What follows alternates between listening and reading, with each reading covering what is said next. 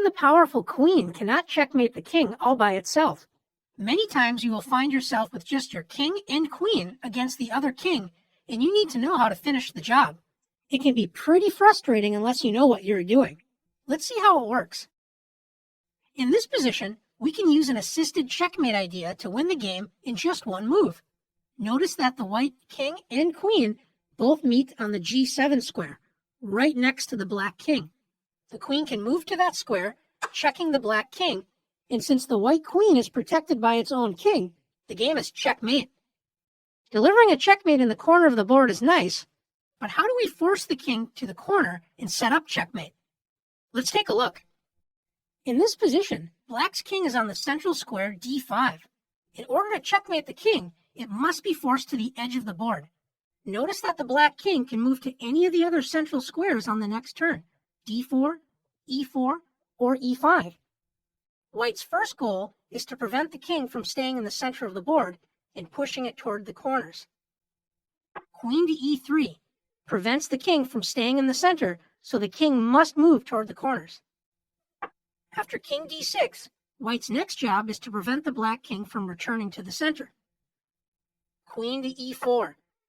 Notice the queen is keeping the king out of the center, and it's slowly pushing the black king toward the corner. You'll also see that white's queen is always one knight move distance away from the black king.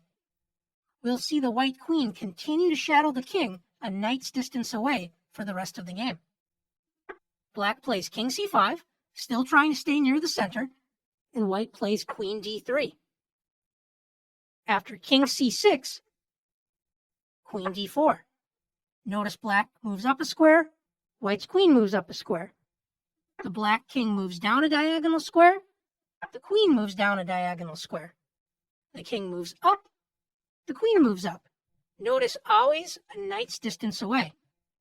After king A7, the king goes up a diagonal square, the white queen goes up a diagonal square as well. Now comes the most important part of this position. After king A8, should the white queen continue to shadow the king a knight's distance away? If queen B6 is played, the black king does not have a legal square, but it is also not check. Do you remember what we call that when that happens? That's right, stalemate. It's a draw. So be sure to avoid that move. In this position, once you get the king into the corner, allow it to continue to dance on these two squares, back and forth, until your white king is able to set up an assisted checkmate. Let's see how that works.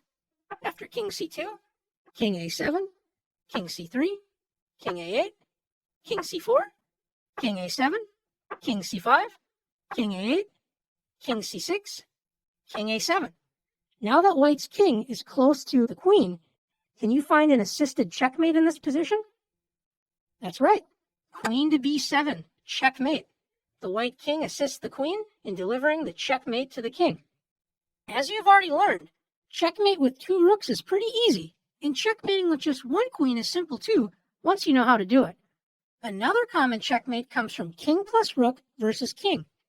In this position, you don't have the power of the queen, and instead have to use some patience to get the job done. Let's see how to do it. The first thing the rook needs to do is put the king into a box. After rook h4, notice the black king is within this box, and white's goal is to never allow the black king to escape from this box. Black's king gets closer to the rook, and white's rook, unlike the queen, will need help from the king to push the black king into the corner and deliver checkmate. The reason why is the rook cannot move diagonally, so the lone king can sneak up and attack the rook from a diagonal. This means white needs to bring the king closer to the rook and protect it, like this. After king g5, black threatens to win white's rook, and white's king arrives just in time to protect the rook. White begins the slow but effective plan of pushing black's king back into a corner in order to deliver checkmate. After every move, the side with the rook has to ask, can my rook safely shrink the box? If the answer is yes, then move the rook. If the answer is no, then move the king closer to the opponent's king. In this position, can white's rook safely shrink the box? Yes, it can, with rook g4. How about now? Can white shrink the box again? If you said rook f4, you're correct. White shrinks the box once again. After king d5, can white shrink the box? Well, not safely, because after rook e4, the king would just take the rook. Also notice if the rook moves to f5, the king is able to run outside of the box. So remember, when you can't shrink the box, move your king closer to the opponent's king, like this. After king e5, can white shrink the box now? Notice if rook e4 check, the black king is able to move outside of the box. Remember, in a rook and king versus king position, only check the king with the rook when it is checkmate. Otherwise, bring your king closer to the opponent's king. White brings the king closer to the other king, and after king d5, can white shrink the box? You bet. Rook e4. So slowly but surely, white is making progress. After king d6, white cannot shrink the box safely, so white brings the king closer to the opponent's king. After king c6, can white shrink the box? Absolutely. Rook e5. After king d6, black decides to give white some trouble. In this position, I can't shrink the box as white, because if we play rook to d5 check, the king escapes. But also, how do I move the king closer to the opponent's king? I can't. So what do we do here?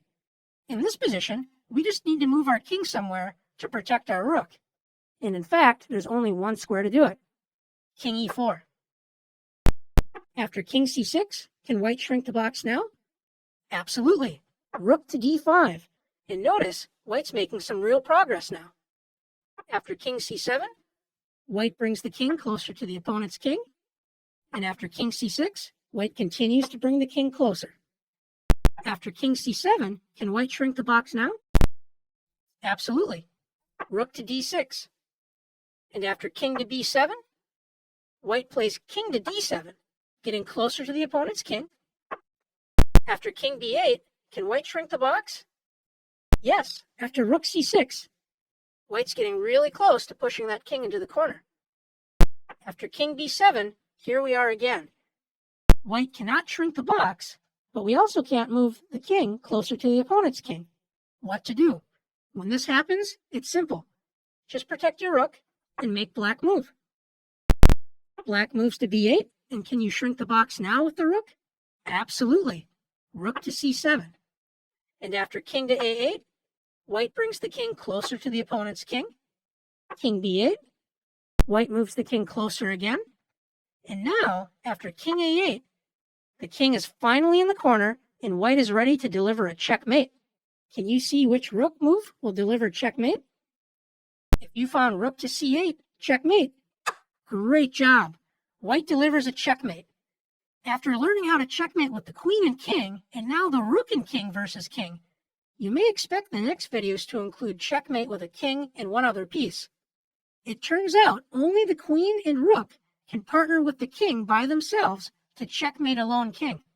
All other pieces need more support to deliver a checkmate. Now that you've learned how to checkmate a king with a rook and king, it's your turn to practice the king and rook checkmate.